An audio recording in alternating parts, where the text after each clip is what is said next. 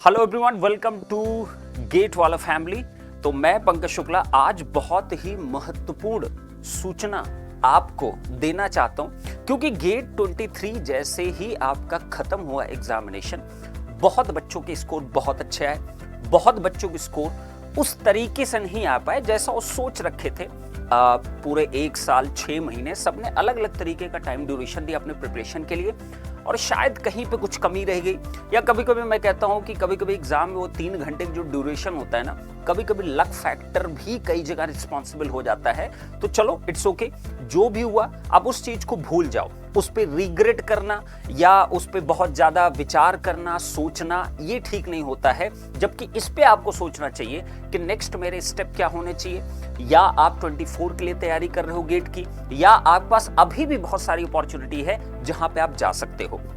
तो यहां पे सबसे पहली जो अपॉर्चुनिटी आती है आफ्टर गेट 2023 एग्जामिनेशन, या मैक्सिमम टाइम जब भी गेट एग्जाम होता है उसके बाद 2-3 PSUs ऐसे आते हैं जिसमें आपको एक अच्छा मौका मिल पाता है कि अगर गेट में उस तरीके से आप परफॉर्म नहीं कर पाए जैसा आप सोच रहे थे, कहीं ना कहीं अगर आपको डिसअपॉइंटमेंट फेस कर रहे हो, आपको लग रहा है कि नहीं मैं अच्छा कर लेता, अगर मुझे एक मौका और मिल जाता, तो आपको मैं बता देना चाहता हूं बार जैसा एग्जामिनेशन भी गेट के लगभग इक्विवेलेंट होता है। एग्जैक्ट तो नहीं कह सकते, लेकिन क्वेश्चन की क्वालिटी हो या आपका एग्जामिनेशन का सिलेबस का पैटर्न हो, क्वेश्चन किस तरीके से पूछे जाते हैं, ये लगभग गेट से बहुत मैच करता है। एग्जैक्ट तो नहीं मैच करता, लेकिन मैं आपको बता सकता हूं कि बहुत ही ज्यादा मैचिंग है। अगर गेट की आपने प्रिपरेशन कर रखी है तो डेफिनेटली आपको एक और मौका मिल रहा है कि आप गेट जैसे एग्जामिनेशन को राइट फिर से आप कर सकते हो विद बार्क एग्जामिनेशन।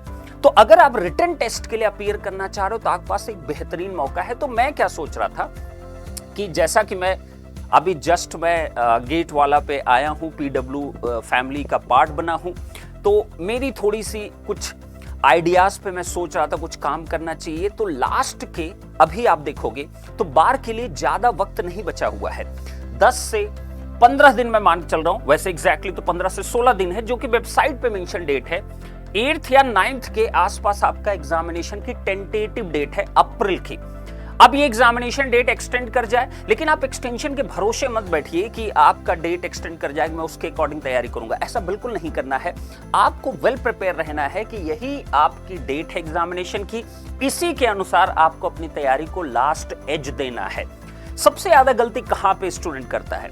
गेट में आप देख लो या किसी भी कॉम्पिटिटिव एग्जामिनेशन में आप देख लो, पूरे साल भर बहुत मेहनत करता रहता है, बहुत मेहनत करता रहता है, कोई 6 महीने बहुत मेहनत करता रहे, लेकिन लास्ट के जो 1 मंथ होते हैं, 10 डेज होते हैं, 15 डेज होते हैं, वहां पे कई बार आप लैक कर जाते हो। एग्जैक्टली क्या करना चाहिए, रिवीजन की कितनी इंपॉर्टेंस, और रिवीजन भी कैसे। अब पूरा नोट्स बैठ के तो पढ़ नहीं पाओगे भाई, साल भर की पूरी चीजों का आप 5 दिन में कंप्लीट नहीं कर सकते हो। सब्जेक्ट यहां पे भी चाहे आपकी कोई ब्रांच हो, डबल ही, OEC हो, सिविल हो, मैकेनिकल, जिसमें भी बार के लिए आपकी एलिजिबिलिटी बन रही है, ऐसा तो है नहीं 10 दिन में आप सब कुछ रिवाइज कर लोगे। आप पूरी नोट्स को देख के हर एक चीज को आप ध्यान कर लोगे, प्रैक्टिस भी जबरदस्त कर लोगे। ऐसा कर पाना बहुत मुश्किल है, यही रियलिटी है और यही सच्चाई है। तो थोड़ा सा जमीन पे उतर के आप देखने की कोशिश करोगे तो ये 10 से 15 दिन बहुत क्रूशियल है। एग्जैक्टली आपको क्या करना चाहिए, क्या प्रैक्टिस में आपके होना चाहिए, कैसा रिवीजन आपका सब्जेक्ट होना चाहिए, कम टाइम में ज्यादा चीजें ग्रैप्स कैसे करें, रिकॉल कैसे हम कर पाएंगे, ये सब कुछ मैंने सोचा। तो मैंने कहा कि पहले बच्चों से पूछ लेते हैं, उनको वाकई में इसकी जरूरत है भी कि नहीं है, ये जानना बहुत जरूरी है। तभी जाके एक प्लान को एग्जीक्यूट करना बहुत अच्छा होता है। अदरवाइज उस प्लान का कोई सेंस नहीं बनता है, फिर बच्चा ही इंटरेस्टेड नहीं होगा तो फिर क्या ही मतलब निकलेगा। तो ये 10 से 15 दिन मैं आपको एश्योर कर सकता हूं कि जिस तरीके के प्लान हम सोच रहे हैं, अगर आप लोग एग्री करते हो तो इस 10-15 दिन में जो रिवीजन का बेसिस होना चाहिए, पूरे सब्जेक्ट को एक कंसाइज मैनर में कैसे आप तक पहुंचना चाहिए, ये बहुत इंपॉर्टेंट है। क्या एग्जैक्टली प्रैक्टिस होना चाहिए, ये बहुत ज्यादा इंपॉर्टेंट है।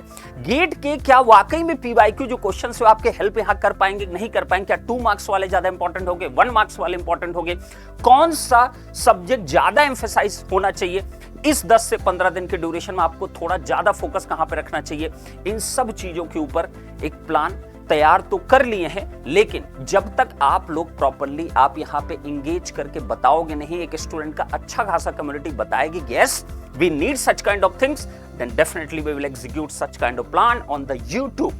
तो इसके लिए आपको सिर्फ एक काम करना है, ध्यान दीजिएगा, आपको सिर्फ यहां पे 3 चीजें लिख के आप कमेंट जरूर कर दीजिएगा। इससे एक आइडिया लग जाएगा कि हां इतने बच्चे बार्क में अपीयर कर रहे हैं, क्योंकि 2 तरीके के स्टूडेंट हैं, एक है जिनको रिटन टेस्ट देना है और एक स्टूडेंट वो है जो गेट के बेसिस पे उस एग्जामिनेशन में अप्लाई करने वाले हैं। तो दोनों में फाइट होने वाली है। ऐसा मत समझ रिटन में आप जबरदस्त कर ले जाओगे, कोई फर्क नहीं पड़ता, आपका जबरदस्त इंटरव्यू कंडक्ट होगा और उसके बाद आपका वो रिग्रेट नहीं होना चाहिए कि मुझे दोबारा मौका नहीं दिया गेट 2023 के बाद। आपके लिए दोबारा ही मौका है।